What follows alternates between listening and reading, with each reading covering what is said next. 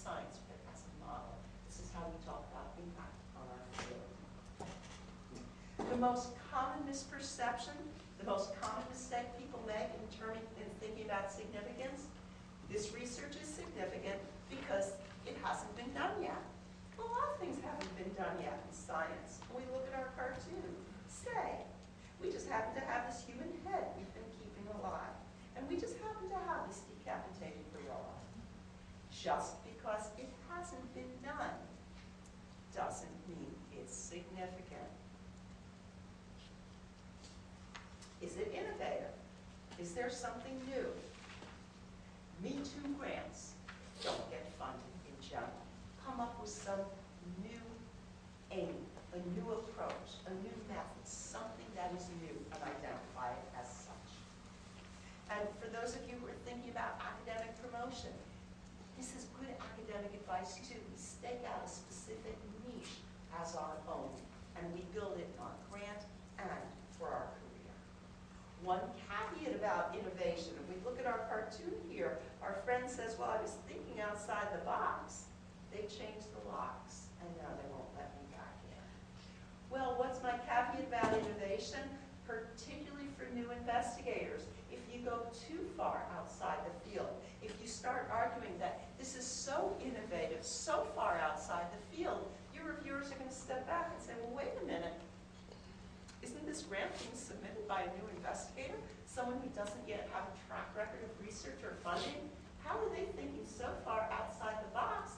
They're not even inside the box. They're a new investigator. Be careful. It's a delicate ballet you're doing here. Something new, but not so far outside the mainstream that your reviewers will be taken aback. Okay? Postdocs, early investigators, don't start coming up with some whole new methodology, a whole new way of carrying out the field. You will get dinged for it. We talked about, is it the right match for you, for your background, your training, your research record? I said it has to be relevant.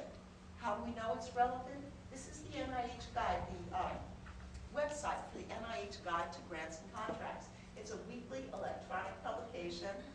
And I know everyone is always very, very busy in the medical world. This thing takes 5 minutes at most to skim every week. Know what's being funded. Failure to know will land you here. Institute for Advanced Hindsight. Research into what should have been. Know what's up to date. Know what your funding agencies want researching. Is it feasible? This is huge. And I use this photograph inspired by my service in Baltimore, where I work at Maryland.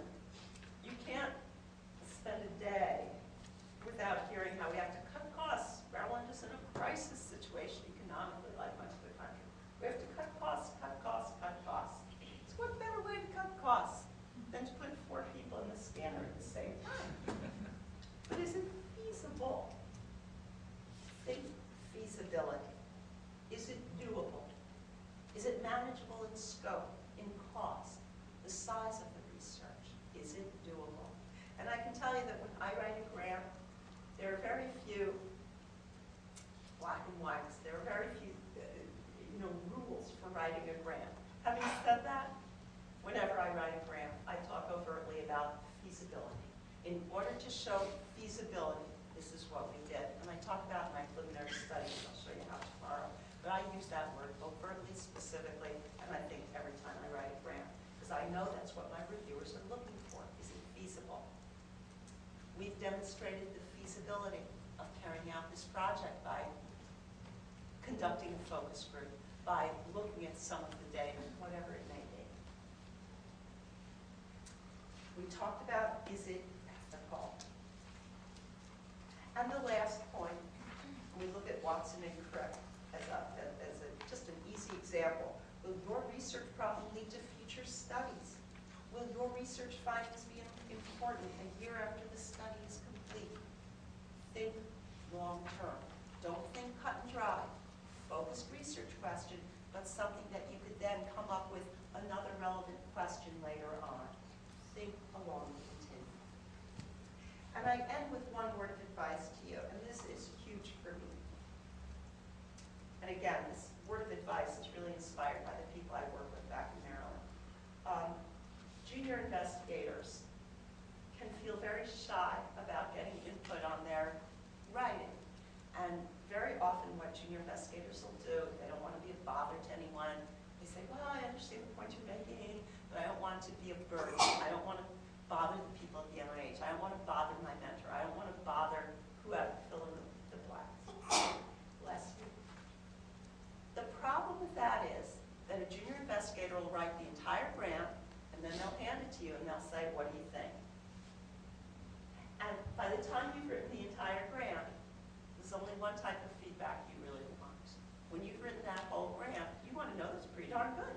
Yeah, it's a great research question.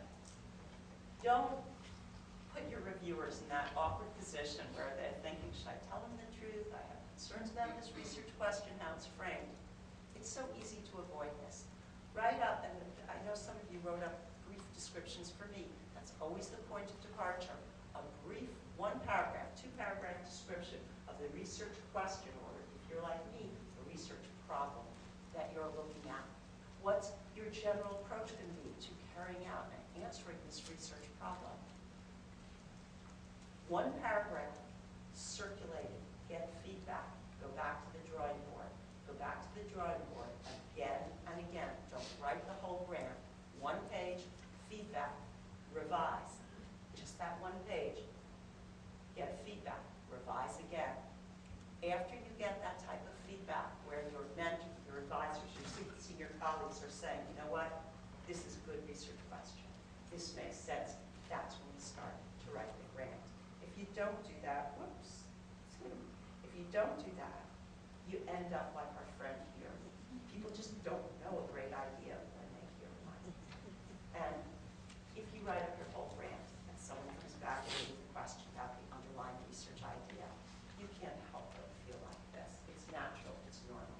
You're not looking for someone to criticize the underlying idea after you've written a whole grant centered around that idea. Get feedback early and get it often. So, this is where I want to break now. It's 11:20. I'm going to give you a 10-minute break till 11:30. And I'll take questions during the break. When we resume at 11:30, we're going to go into the first standard component, if you will, of an NIH and every other grant, and it's called the specific aims. It's the meat, the heart of every application. So take